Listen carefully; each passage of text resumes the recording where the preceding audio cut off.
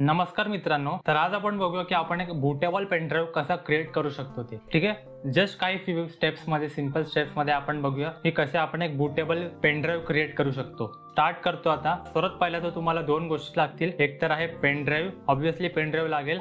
त्यानंतर एक तुम्हाला सॉफ्टवेअर लागेल जो की आहे रुफूस. ठीक आहे, मी तुम्हाला डिस्क्रिप्शन मध्ये लिंक दिलेली आहे.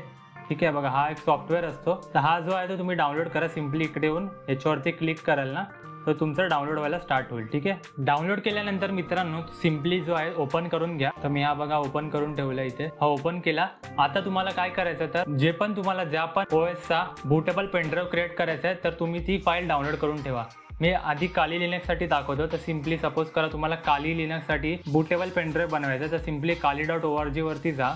ठीक आहे, मी काली लिनक्स साठी सांगतोय. बाकी जर कुठल्या ऑपरेटिंग सिस्टम साठी क्रिएट करत असाल तर सेम स्टेप्स आहेत. तर इकडे सिंपली डाउनलोड वरती क्लिक करून तुम्हाला इकडे ऑप्शन दिसेल बघा, इन्स्टॉलर इमेजेस. आणि ही जी मोठी फाईल आहे iOS 4 GB ची, ही सिंपली तुम्हाला डाउनलोड करून ठेवायची आहे. ठीक आहे, मी डाउनलोड करून ठेवलेली आहे. तुम्हाला आता सांगतो की कसं तुम्ही क्रिएट करू शकता. तर हे मी ओपन करतो. आता इकडे तुम्हाला तुमचे डिव्हाइसेस दिसतील. ठीक आहे, पेनड्राइव्ह वगैरे जे पण तुम्ही कनेक्ट कराल ते तुम्हाला दिसतील. तर मी आता पेनड्राइव्ह जो आहे तो कनेक्ट करतो सिंपली. आणि आता इथे माझा पेनड्राइव्ह जो तो शो होईल, बघू शकतात. आता इकडे शो व्हायला स्टार्ट होईल. आता इकडे तो काय सांगतोय, तर तुम्हाला जे पण काही तुमची iOS फाईल आहे ती तुम्ही इकडे तुम्हाला सिलेक्ट करावी लागेल. तर मी इथे सिलेक्ट करतो जी की आहे काली लिनक्सची iOS फाईल. तर बघू शकतात आता मी इथे सिलेक्ट करतो आहे काली लिनक्स. बाकी सर्व इग्नोर करा. आता बघा, जसं फॉर एक्झाम्पल माझ्याकडे खूप सारे iOS फाईल्स आहेत. जर मला विंडोजसाठी करायचं असतं तर मी सिम्पली विंडोज सिलेक्ट करेन. बघू शकता आता मी सिंपल काय करतो, विंडोजसाठी सपोज करायचं तर मी विंडोज सिलेक्ट केलं असतं. ठीक आहे, त्यानंतर जर सपोज कालीसाठी करायचं आहे तर मी काली लिनक्स इथे सिलेक्ट केलं असतं. ठीक आहे, तर हे असं करून तुम्ही सिम्पली इकडे एंटर करू शकता. बघू शकतात आता माझी जी आहे ती पण सिलेक्ट झालेली आहे. ओके, त्यानंतर हे तुम्ही लेबलचं व्हॉल्यूम म्हणजे त्या व्हॉल्यूमचे आहे तुमचा पेनड्राइव्ह जो आहे त्याचं नाव तुम्ही एंट्री करा. ठीक आहे, जे आधीपासून घेतलं तर ते पण चालेल.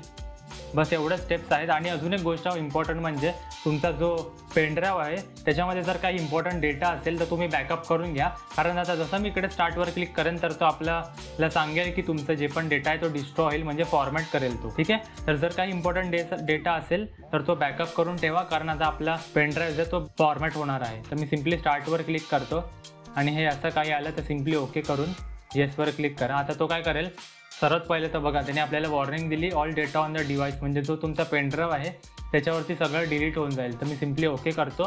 डेटा जर काही असेल इम्पॉर्टंट तर प्लीज बॅकअप करून घ्या. ओके, नंतर तुम्हाला रिकव्हरी करायला नाही मिळणार. तर आता ह्याला होऊन द्या ऑटोमॅटिकली. ह्याला जेवढं पण वेळ लागेल तर ह्याला वेळ द्या का. ठीक आहे, थोडंसं एक 5-10 मिनटं लागतील, तेवढं पण नाही लागणार, लगेचच होऊन जाईल.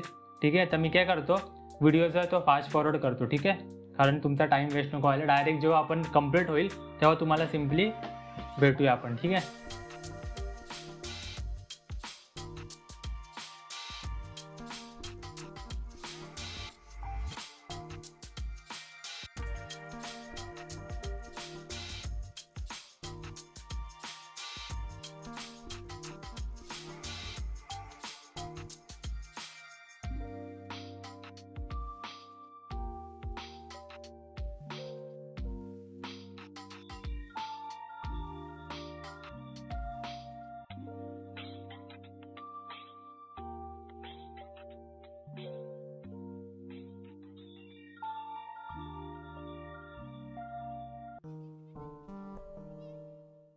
तर आपली जो बूटेबल पेनड्राइव्ह तो सक्सेसफुली क्रिएट झालेला आहे. सिम्पली तुम्ही इकडे क्लोजवर क्लिक करून तुमचा जो आहे आता पेनड्राइव्ह कुठेही कनेक्ट करू शकतात. ओके, जर तुम्ही पीसी साठी यूज करत असाल बूटेबल पेनड्राइव्ह तर तुम्हाला जेव्हा तो बूट करतो त्याच्या बायोस मध्ये जाऊन तुम्हाला फर्स्ट प्रायोरिटी आहे जी त्या पेनड्राइव्हला द्यावी लागेल. ठीक आहे, तर ते जर तुम्हाला बघायचं तर तुमच्या पीसी नुसार तुम्ही गुगलवर सर्च करा आणि तिकडे बघा की बूट प्रायोरिटी कसं चेंज केली जाते आणि तुम्ही ते बूट प्रायोरिटी जी आहे ती त्या पेनड्राइव्हला द्या. ओके, आणि अशा प्रकारे तुम्ही जो आहे तो डायरेक्टली त्या बूटमध्ये त्या पेनड्राइव्ह मध्ये तुम्ही बूट होऊ शकता. ठीक आहे, तर अशा प्रकारे आपण जो आहे तो बूटेबल पेनड्राइव्ह क्रिएट करू शकतो.